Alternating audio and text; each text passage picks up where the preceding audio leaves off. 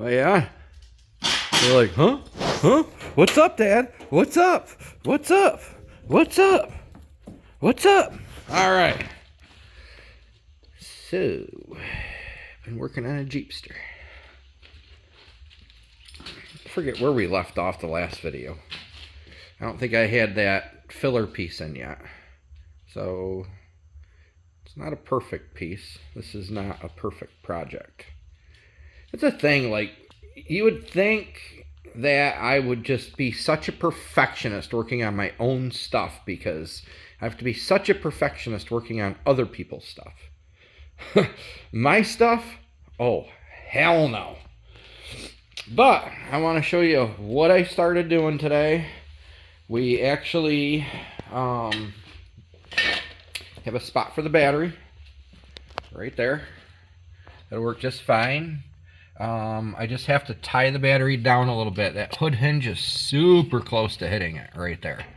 Super close. And I was going to try to bring it over a little bit more, but then you got to deal with the intake for the engine. Right there. It's pretty close. It's like a half inch. About a half inch, maybe a little more than a half inch. So I might have to just shave a little bit out of that hinge. I don't know. I mean, just a little bit. But it doesn't hit right now when you shut it. This is the factory battery hold down for the truck. So I went to AutoZone and bought a couple cables. I had to buy a 30, I don't know, they're weird sizes, like a 35 and a 15. So I tied into the factory cables. So right here where I have the wire loom is where I tapped into the positive and the negative for right now. This will work. Yeah, if you'd see it. Yeah, that's what I did. So the truck battery terminal to the not on the truck battery terminal, and I just run a rubber washer because that's all I could find, and just run a zip screw into the firewall for now.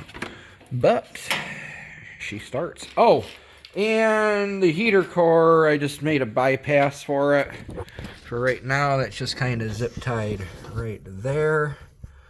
All right. I mean, I got obviously holes in this firewall to fill. But I want to back this thing out of the garage so I can actually pick this garage up and turn the thing around. So I still have to do something with the fuse box. So I got to do something with this. Yeah. I'm going to do something with that. I'm going to make a mount for it. As soon as this fender's semi-secured, and this is actually part of the original truck too, so I might make something off of this just so I can make a mount for that fuse block. But I mean, she does fire right up. I still have to buy a shift cable for it because the shift cable when I bought it was bad, but it does run still, believe it or not. Look at that, huh? Big old 5-cylinder in her. I think it's what, a 3.7? 3.7 maybe. Brake lights on, fluid, whatever fluid it's talking about. Yeah, let's reset the triple over right here. There we go. 177,000 miles. But she is a runner. Of course the airbag light's on. Brake light was on when I got it. It's all good. It stops-ish. But yeah, this shifter is, yeah, no bueno. Then it works out. This is just enough clearance in here to where it's not hitting the dash. So that'll work. But this is what I don't like. Knuckle buster. I mean, I can tilt this wheel down a touch. Not as bad. But then it's going to be damn near rubbing on your nuts. But I sit back from the wheel anyway when I drive, so we'll see. We still might have to, I don't know. I mean, I'm probably going to put a different steering wheel on it anyway, so. But hey, son of a bitch. She's a runner. She is a runner. Bam. All right, so there's update number 16. 16. I've given you guys, what, 20 videos in like 2.5, 3 weeks. I hope that makes you happy. Hopefully we can do a little bit of hands-on working here. I'm going to get this thing turned around, like I said. And so the passenger side will be on this side. This seems to be the better area. And there is that little lift in there. I mean, I could slide that lift over, I guess, a touch, because now I'm using pretty much my whole garage for this project. I did have a couple lawnmowers sitting in here and the little mini truck sitting in here for a while. But yeah, that's where we're at. So I'm thinking, so I was talking to my brother, my stepbrother, and he's like, we're talking, I don't know, should I make this into a little fire truck? Like a little Willys, Google Willys fire truck. You'll see a convertible fire truck. Google Willys fire truck, and you'll find one that's a little convertible. I mean, I know the bodies on the back are a little different or whatever, but now that this thing's longer, and somebody did mention, like, this thing would look great as a four-door. I'm 100% with you on that, and I thought the same thing. As soon as I filled in this piece, I'm like, man, this would make a really cool four-door, but I don't have another Jeepster. I don't want to build another set of doors and more openings. I mean, you guys got to understand, I'm dealing with a rotted body, a rotted original truck floor, a little bit of rot on the frame that I have to fix yet, and it's just rot upon rot upon rot. So it's going to be a small miracle that this thing, I could actually get it together and solid. I mean, it's going to happen. You guys know me. But I mean, we're just talking so much rot. I'm dealing with nothing that's solid.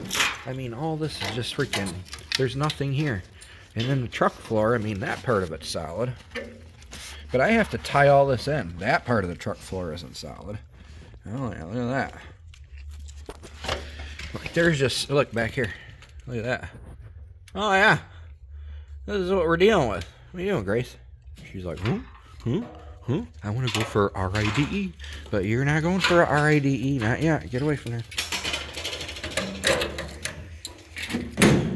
So, I mean, look, just, like, there's nothing solid. This is why I'm doing what I did to this Jeepster body. I mean, there wasn't really much of it to start with other than external sheet metal. But there is going to be so much tying in on this thing. And I still have to, on the other side here, I still have to cut all this down. See, look at this. I need to get this cleaned up. This is driving me insane.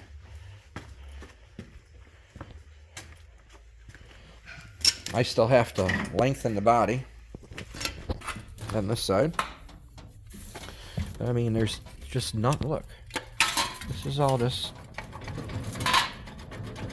it's all weebly wobbly right now. But I left it this way on purpose. I don't have this tied in 100% yet. So when I go to actually put all this together, I can tweak the front a little bit, tweak the back a little bit, so I can get a decent door gap like I did on the other side. That's kind of why this isn't 100% tied in yet. But yeah, I mean, just look. I have to fill all these voids everywhere. Everywhere. Look, I just random piece of metal I just welded in there to hold the back body at the height that I'd like. That's all that's doing right now. I mean, but this thing is freaking, yeah. Yeah. I'm a glutton for punishment. I gotta do something with that. I don't know what yet. Maybe we'll do something creative there. I don't know. We could put a big old whip antenna right there. How about that? Like one of the old, like 60s, 70s big CB whip antennas. I don't know. You know, this whole back of this body is shot. Oh. I mean, this is what I got to deal with, guys. Alright. It's like 9 o'clock at night, 8:30. I don't even know. It's getting late, though. I went into the shop at 7:30, came home at 5:30, and freaking been puttering with this since. But it starts. I have to get a shift cable, though. AutoZone, it was like $96 or something. I'm like, what? For a shift cable? For a 08 GMC Canyon? I bet I could buy an OEM new one cheaper with my discount. All right, well, I'm going to let y'all go. Y'all have a goody-goody, and we'll talk to you again maybe tomorrow.